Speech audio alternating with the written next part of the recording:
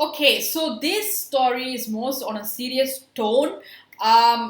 She wants to remain anonymous. In fact, she sent me her pictures as well, but she also don't want me to put that out there. It's just for me to see the before and after, before how she went in happy and then how she is right now. And I've seen the pictures and it's very, very sad. But I haven't actually read the story, so I'm gonna read the story for all of you all right now. Hi Kelly, I've been holding this for a very long time, but after watching your recent Can We Just Talk, I thought I should let it out. I try to be as short as possible, but this is going to be huge, so please bear with me. Myself and husband met in 2010.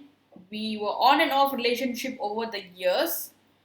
Oh, around 2015, we told our parents I was in college pursuing medicine and he's already working in an MNC with good salary. Okay, sounds great, sounds good. Note, we are from different communities. They call themselves that they're superior caste. Oh, this is caste story. They think that they are superior caste, but my husband never cared about that. That's good. I completed my studies in 2016. Somehow we managed to convince our parents, my in-laws, wanted to have a wedding soon. But my father was diagnosed with terminal illness beginning of 2016 and he passed away by the end of that year. So the marriage was postponed for a year. Neither do I or my husband wanted to get married soon. He felt didn't settle yet. Oh, he felt like he didn't feel like he was settled yet. Okay. And I was preparing for my medical exams and I didn't start practicing. We were not ready. But because of our parents, we agreed and our marriage date was fixed in 2018. It was all happening very fast. Both my mom and his parents met and they had a good rapport in the beginning.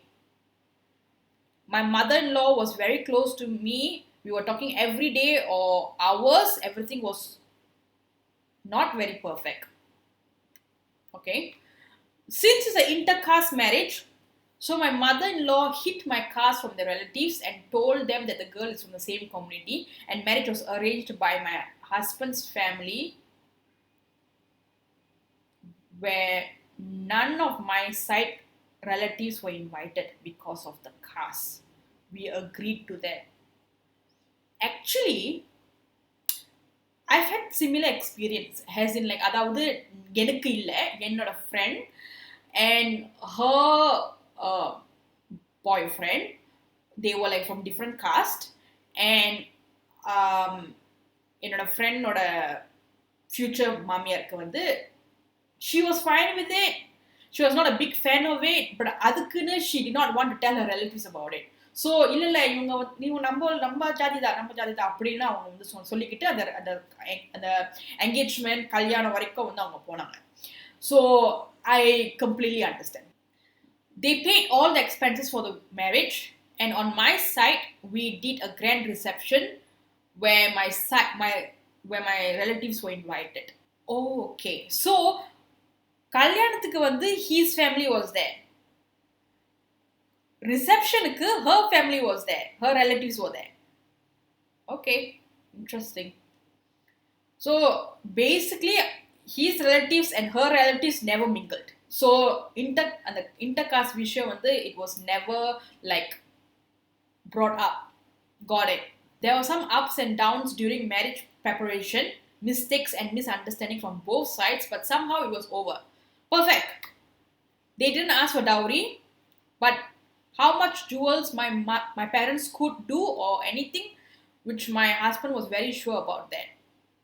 So basically it's like dowry வரதட்சணை கேட்கல ஆனா வந்து like basically வந்து அவங்க அம்மா அப்பா வந்து எவ்வளவு முடியுமோ அவங்க செஞ்சாங்க and அவங்க husband வந்து he didn't really care about it, so it was fine. My husband doesn't even wear the jewels till today.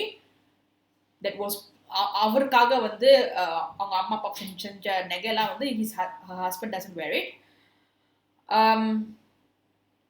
he has that much hatred towards Varadachana system. Wow, that's nice. Okay. So everything was good and going fine. I thought I'm the luckiest girl and no one could get in-laws like mine. Why do I have a feeling something is gonna go wrong? Okay. 3 months after the marriage, my mother-in-law asked why am I not pregnant yet in front of my in-laws. You look healthy. பார்க்கறதுக்கு ஹெல்த்தியா இருக்கிறேன் ஆனா இந்த news இல்ல. That was the first shock I had. I just let it go, didn't think anything about it, and didn't tell my husband. Damn. Sometimes I like in this kind of things, I think about if my mother-in-law told me that. I'm like, what? I'll be like, you talking to me? You tried it? Like, what am I gonna say? Like, I don't know, like, what I'm gonna say. Okay. So I didn't go to work. I was preparing for my exams at home. My husband supported me to complete my exams and asked me to practice after I passed my exams because she was doing medicine. So practice medicine basically. In the beginning, we all lived together with his mom and sibling who was also working. Me and my husband in two-block flat, two-room flat. I don't know. Okay. His father was in native looking after his work. Okay, his father was in his uru looking after his work. Later, due to his siblings' shift in workplace, he moved out, and my mother-in-law went back to uru to stay with her husband. Okay, and me and my husband moved to a one-bedroom flat. I don't know what this BHK means. In between this, my mother-in-law would ask me, why am I not pregnant? Did you go check up? Who have the problem? So at least, okay. At least in this case, she admits there could be like a problem on either the man. Because some family, right, the mother-in-law completely does not even acknowledge the fact that her son could be the problem. So at least in this case, she's quite like, okay, she gets that. She would tell that Sondakaranga are asking, when are you going to get pregnant? And one day she directly asked me, is my son happy with you? Here I am telling you very decently, but she openly asked me about our sex lives in Tamil. Hold up. What the hell? Okay. My whole body was disgusted. Yes, so am I, and I'm not even in the situation. As if something crawling on my body. I couldn't answer actually. I didn't know how to answer that question. I was silent for a minute. I got you. I understand. When when your mother-in-law asking, so are you and my son having a good sex life? Like, is all the things working down there? Like, is he happy with you during sex? She kept on asking the same in different possible ways. You mean there's other ways to ask it? Okay, I'm sure she's an expert. I finally told her we are postponing so that she would stop. But she didn't stop. She asked me, "Are you taking medication? If it's medicine, taking that means I won't get pregnant. It's dangerous. Blah blah." Oh, okay. It could be dangerous. Is that it could be the reason why you're not getting pregnant. I like when you said blah blah. I like that. And I really didn't know how to end the conversation. Yeah, it's like, get off my back, woman! Like, get off my back. For real. Like, every time we clash into her in the corridor, she's like, oh, someone's gonna ask me about sex life. Okay, move. Then I finally told her I'm not taking any medication, but other protective measures, and I have some work I have to do, and I cut the call. Okay. After the call, she googled what are those protective measures. Which she later told me about the search. She's so persistent. She even googled. I know, disgusting as fuck. Both my mother-in-law and father-in-law never crossed my primary education, whereas both my parents were state and central government employees. I'm telling you this not degrade them, but later they use this very same background for getting money. Money. I thought we were done with that. My mother had told my mother-in-law that she would buy me a house, a car, after paying all loans and my father's department, which we happen to know after his demise. A car after paying all loans. Okay, anyway, moving on. My mother-in-law had kept that in mind. Later, she started asking me when my mother is going to buy that house and car. How much did your mom put jewels? When I told her about how much my mom did, she was like, அவ்வளோதானே உங்க அம்மா அப்பாவுக்கு government வேலை இருக்குது and இவ்வளவுதான் உங்க அம்மா போட்டாங்களா உங்க அம்மா இது பண்ணுவேன் அது பண்ணுவேன் அப்படின்னு சொன்னாங்க எல்லாம் பொய்யா. She would ask me to bring all my jewels and ask me how much savron each jewels were. Put mind your own business, okay? Mind your own business. It was going on like this. I didn't tell anything to my husband. She would call my husband during his duty hours to complain about me and my mom. He would come home angry, but he won't shout or fight. He just kept quiet and won't talk to me. Sometimes mother-in-law would call her relatives and complain about me in front of me. That is some shady shit. Mother-in-law, why did I keep my mouth shut? Cause I don't want any issues or let my mom know she was already dealing with my father's curtain and all the other issues. I was going through this drama for over a year. One day, my husband and me had a huge fight where I didn't do anything. My mother-in-law made something up. Troublemaker. I told him one thing. நான் வந்து இந்த குடும்பத்துக்கு வந்து உன்னை நம்பி தான் வந்தேன். நான் ஏதாச்சும் தப்பு பண்ணியிருந்தாலும் நீ வந்து என்னை பேக்கப் பண்ணணும், இல்லாட்டி நான் வந்து எங்கே போவேன். அதுக்கப்புறம் நம்ம சண்டை போடவே இல்லை and he started trusting me more. After that, she couldn't create any problems between us. My mom sold a house beginning of 2020 to pay my father's curtain, which my mother-in-law came to know. Oh shit, because I went to my mom's house to sign the documents. Later, when I came back, she asked me to ask my son, she asked me to ask my mom 15 lakhs. When I asked her why, she said they are planning to buy a land in Uru for my father-in-law's new business. And she told me not to tell this to my husband now till she's alive. I told her my mom can't do that because she has other stuff to do, which she got pissed off and said, உங்க அம்மா பத்தி எனக்கு தெரியாதா, அவங்க அது இதெல்லாம் சொல்லுவாங்க, but she எதுவுமே பண்ண மாட்டாங்க, and cut the phone.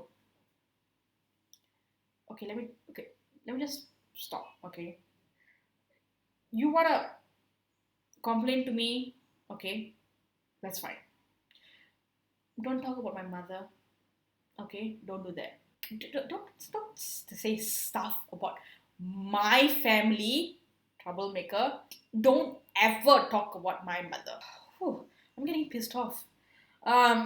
Anyway, because whenever I hear a story, I always put myself. I'm like Chandramukhi. Okay, I'm like Jyotika. I always put myself in the position. I'm like Jyotika, listening to a story. I'm like so immersed. That's who I am, and that's why I'm a storyteller, because I put myself in their shoes. Okay.